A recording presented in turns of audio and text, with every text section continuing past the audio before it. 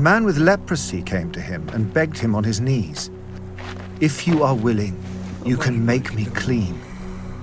Jesus was indignant. He reached out his hand and touched the man. "I am willing," he said. "Be clean." Immediately the leprosy left him and he was cleansed. Jesus sent him away at once with a strong warning. "See that you don't tell this to anyone, but go, show yourself to the priest and offer the sacrifices that Moses commanded for your cleansing, as a testimony to them."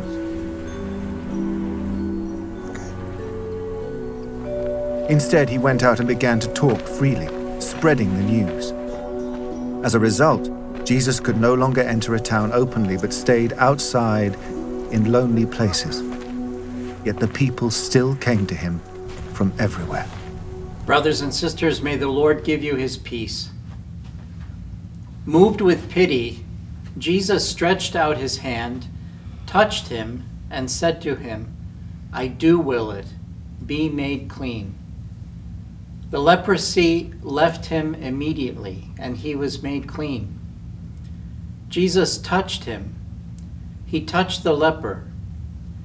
In these months of the COVID pandemic, we have become so much more aware of the human need to touch and be touched. And yet now, handshakes, hugs, and kisses are often viewed, at least outside the immediate family circle, as acts of reckless endangerment. The man in the gospel who has leprosy was viewed by his contemporaries as worse than someone with COVID. As the book of Leviticus forewarned, a scab or pustule or blotch made those around the man first suspect leprosy. People kept more than a safe social distance when they saw him coming. To touch the leper, in fact, brought not only the risk of disease, but immediately disqualified a person from worship in the temple. And yet Jesus stretched out his hand and touched him. The Son of God, who was to replace the temple in Jerusalem with his own resurrected body on Easter Sunday, had no worries of ritual uncleanness or contagion. Instead, he was moved with pity. Over the years, I have helped to lead Franciscan pilgrimages to Rome and Assisi. Part of the experience, of course, is to visit the places and attempt to relive the events associated with the lives of St. Francis and St. Clare of Assisi. We know from St. Francis's own testament, written at the end of his life, that the pivotal moment of his conversion was his early encounter with the leper. St. Francis literally came down from his high horse and kissed the leper. At that moment, St. Francis wrote, "What was bitter for me became sweetness." Lepers were treated no differently in Francis of Assisi's 13th century than they were in Jesus' 1st century or Moses' 13th century BC. Lepers were removed from the town center of Assisi and escorted to the valley down below to live out their days with other lepers. The liturgical ritual, available in historical documents from the period, resembled a funeral liturgy. In the rare case when a leper might have to enter the town, he or she was to ring a bell as a sign of warning and promise always to stand downwind of anyone they encountered. When we reenact the ritual during one point of the pilgrimage, there are sometimes tears from the pilgrims as they imagine the expulsion.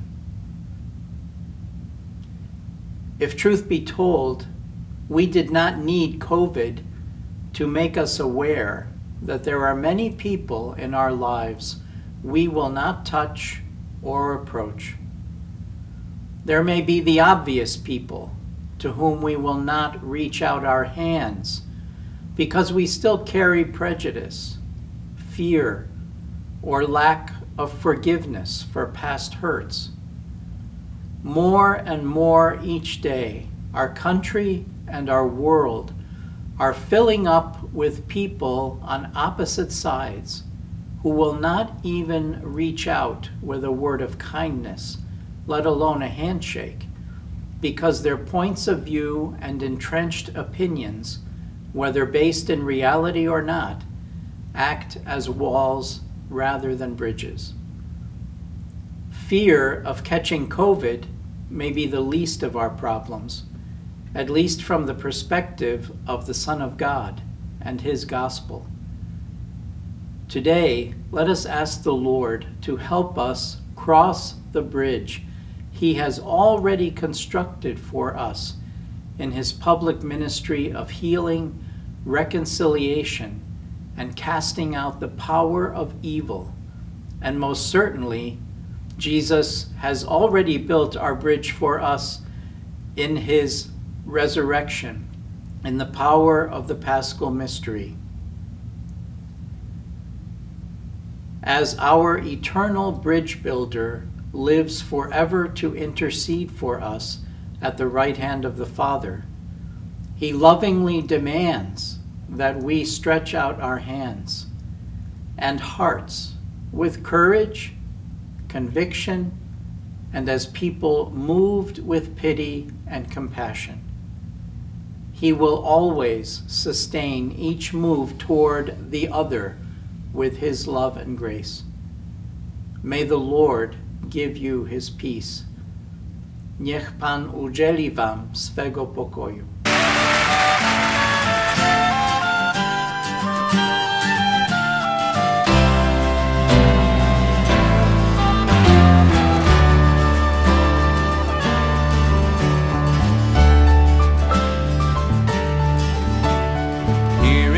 Place, new light is streaming.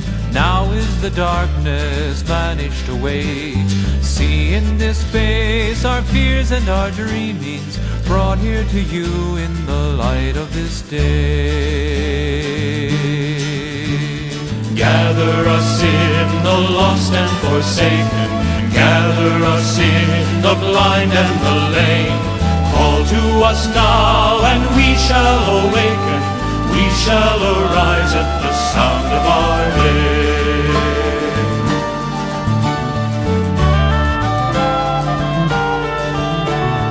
We are the young, our lives are a mystery. We are the old who yearn for your face. We have been sung throughout all of history, called to be light to the whole human race. Gather us in the rich and the haughty, gather us in the proud and the strong. Give us a heart so meek and so lowly, give us the courage to enter the song.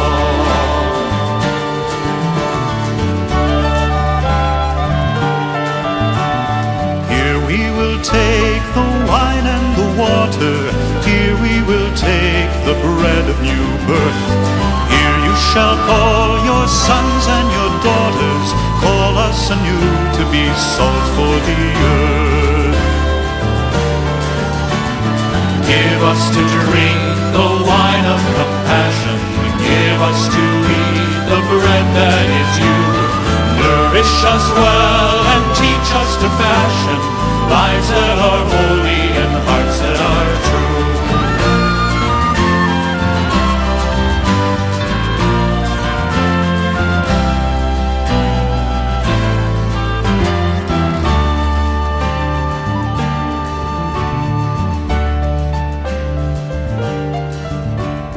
Not in the dark of buildings confining, not in some heaven light years away, but here in this place the new light is shining. Now is the kingdom, now is the day. Gather us in and hold us forever, gather us in and make us your own. Gather us in, all peoples together,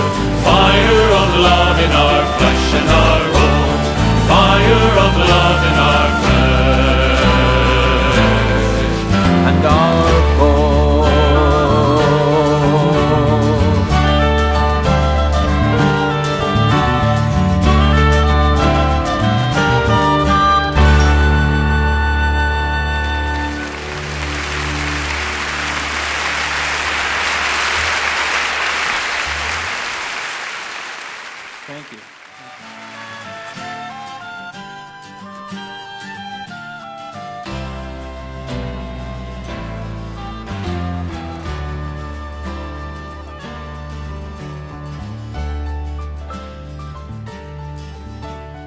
Here in this place, new light is streaming. Now is the darkness vanished away. See in this space our fears and our dreamings brought here to you.